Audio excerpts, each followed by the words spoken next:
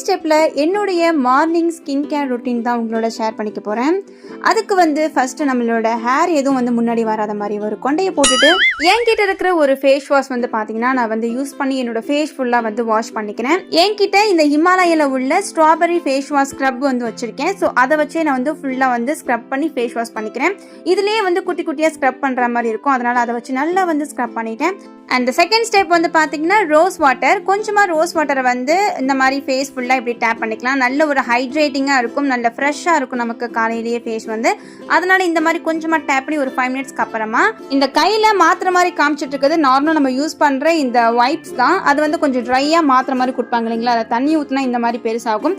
அதை வச்சு ஒரு 5 மினிட்ஸ்க்கு அப்புறம் ஃபுல்லாக துடைச்சதுக்கு அப்புறமா கடைசியாக இப்போ நம்ம ஆலோவேரா ஜெல் யூஸ் பண்ணி நம்ம ஃபேஸ்க்கு ஒரு லைட்டான மசாஜோட முடிக்க போகிறோம். ஸோ இவ்வளோ தான் என்னோட மார்னிங் ஸ்கின் கேர். இந்த மாதிரி வீடியோ பிடிச்சிருக்குன்னா மறக்காமல் லைக் பண்ணி சப்ஸ்கிரைப் பண்ணிக்கோங்க.